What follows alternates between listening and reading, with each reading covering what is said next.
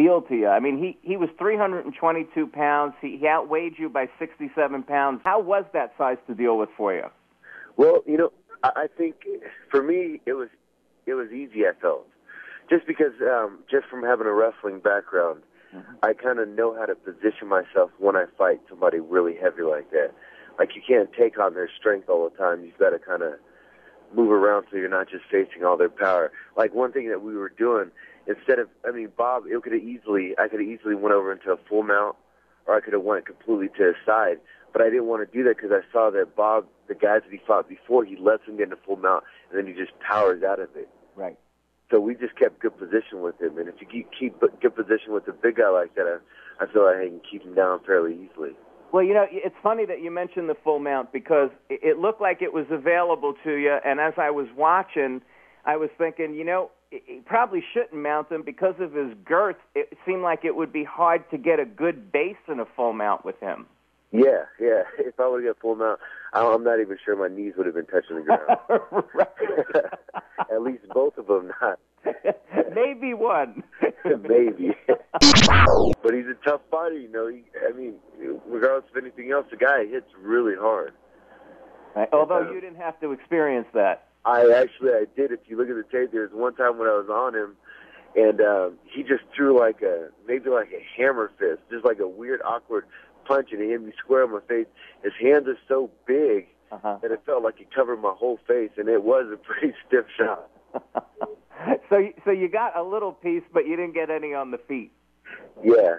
Right. Yeah. After I felt that little shot, I was like, I might need to keep him down for a little while. Right. Really wear him out. Sapp's a one-trick pony. He hasn't been that successful lately. He's kind of towards the tail end, and he doesn't pose a significant threat to you. How would you answer those critics? Well, I would answer those critics by saying Bob has his threat. Bob has his forte as well as every other fighter out there. If you go against Frank Mir, he's going to have outstanding jiu-jitsu. He can knock you out. That is a possibility. But you know that his jiu-jitsu is what he goes with. And then you have Brock. He's a wrestler. You got to worry about that takedown. He has decent hands, but you got to worry about his takedown. It's the same thing with almost every fighter. And Bob's deal is that Bob is not really established, I think, in the other aspects of the game, but he does have his one forte, which is his size and his strength. See, that's what they were saying before I had the fight with Bob. They were saying, Bobby's fighting guys that he's bigger than, he's stronger than. Yeah, the guys were about 10 pounds less than me, but because they were weighing in about 240, I was weighing in about 250. So we wanted to pick somebody that we can say, okay, now we're going against somebody that's bigger than him, stronger than him. So, and he does pose a threat because he has a strong punch, and he has so I can't just throw him around if that's what they were saying I was doing to the other guys. So, the naysayers and the critics are always going to be there. It doesn't matter who I fight. If I fight Superman, they're going to say, why don't I fight Aquaman? They're always going to have a reason for being upset, so I can't please them all the time. But I can show them that I'm answering a lot of the questions that they're throwing at me. The impatience in the MMA community to see you in there in the UFC or Strikeforce or against a big name, how much of that comes from Brock's fast path to the title? I think some of it does. I don't think all of it does. I think anytime when somebody comes in that has a name somewhere else, everybody wants them to be tested at the highest level. Like, oh, Bobby's coming in. We want to see him with Brock. Brock's a champ right now. Or we need to have him with Frank. No, you got to do it like everyone else because the way I look at it, I see GSP, I see the Anderson Silvas, Lyoto Machidas, those guys, and it's like, wow, these guys are incredible.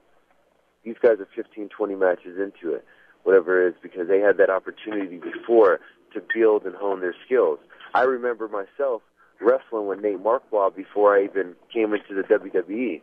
So that was in 02, when he was working on his submission wrestling and everything. He would come to the Olympic Training Center, and I would train with him. And then when I got out of the WWE, this was probably 3 or 4 years later, wrestling him then, it's a completely different person. And his whole game is completely different. So he had the opportunity to do that over several years. I'm not having the opportunity the same way as that because they want me to go straight to the top. But I'm kind of reserving and pulling myself back as much as possible. I mean, I wait 3 or 4 years to do it because I don't have that much time. But I'm putting in training almost at an everyday pace right now. So I think it's going to shrink in my time, and I'm getting in more matches early. Like I'm already 4 into them in just 1 year. So I'm going to get all the experience in a shorter amount of time, and hopefully I'll be able to get out there and show myself as a well-rounded, accomplished fighter. It's like when I'm ready for UFC or Affliction or Strikeforce, yeah, I would love to be one of those guys that come in there and just on the show. I would, because it is a big deal to be on the main stage in the Super Bowl fighting. But for me, when I go over there, I want to be a top level guy. I want to be top 10, top 15. So when they're looking at me come in, they're not looking at, oh, okay, I think we can have him fight so and so here and then so and so here. I want to talk to me fighting the champ when it's time for me to go over there. I want them saying, this guy is really good. I don't want to say that I want to get to Fedor's level, but when they talk about Fedor coming to UFC, they're not talking about him fighting, just a bunch of guys moving up there. They're talking about, oh, we want to see Fedor and Brock, and I want them to talk like that about me when I'm ready to go over there. What do you think about Kimbo being on Tough this year? I think for him for him it's kind of like a money thing. Mm-hmm. So I believe he's made good money with it, and this is like one more big shot to make some more money. I don't think I think he's more of one of the guys that got paid to get on the show or getting paid on the show versus one of the guys that actually just want to come on there. Because he's going to be exposed, man. There's some tough fighters out there. I believe he's going to be exposed, and there's a handful of them that he can be exposed from. So Bobby Lashley on one side of the cage, Kimbo on the other. What happens? First round TKO. Bobby Lashley wins. By stand-up or taking him down and pounding him out? I actually think with him I'll go either way. Gotcha. So you wouldn't be too afraid to stand with Kimbo? No, not at all. Who wins, Lesnar or Mir? Lesnar. Why? I like Mir, but I heard that Brock was really putting in some serious time. I think he's working with Eric Paulson. I heard that he is, and Brock's a smart guy. He's a student of the game, and he's a big guy, and he's very aggressive. I think Brock is going to come out there ready for this. I think he's going to overwhelm, and I think he's going to shock a lot of people with his ability. And then they're really going to be saying he is a dangerous person. Everybody is on shots.